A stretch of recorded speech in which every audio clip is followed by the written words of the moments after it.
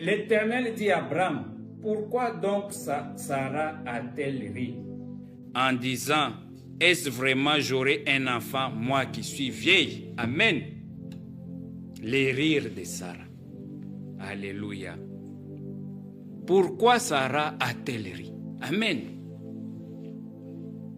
Nous savons très bien qu'Abraham et Sarah étaient stériles. Ils avaient demandé à Dieu un enfant. Amen. Mais cela avait tellement traîné. Amen. À tel point que la Bible dit, ils sont même devenus vieux. Tout espoir d'avoir un enfant était parti. Alléluia. C'est en ce moment où ils étaient presque désespérés que Dieu est venu dire, tu auras un enfant. Elle a dit que moi je suis vieille. Suivant la logique, il n'y avait plus de possibilité d'avoir l'enfant. Alléluia. Aujourd'hui, dans les rires de Sarah, on va vous révéler une des caractéristiques de la foi qu'on oublie souvent. Amen. La foi vient quand la foi agit quand tu arrives au bout. Alléluia. Et ils étaient déjà arrivés au bout de l'espérance. Ils étaient déjà arrivés au bout de la foi. Qu'est-ce qu'ils espéraient encore en réalité?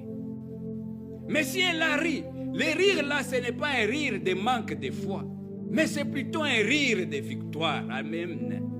Parce que ça signifiait que ce qu'elle a attendu depuis des années, elle commençait même à perdre espoir. Mais à ce moment-là, la solution est venue.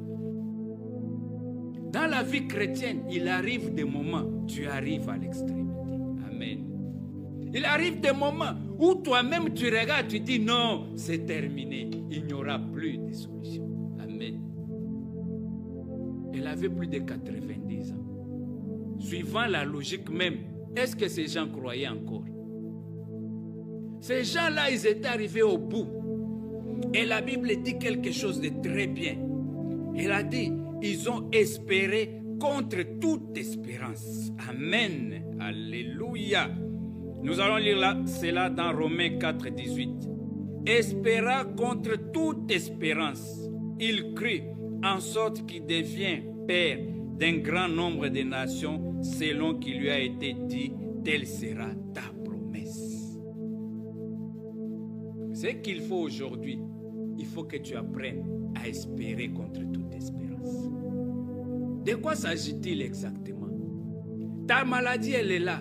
On t'a dit que c'est une maladie incurable. On a tout essayé, on a échoué. Mais le message aujourd'hui, dans ces moments,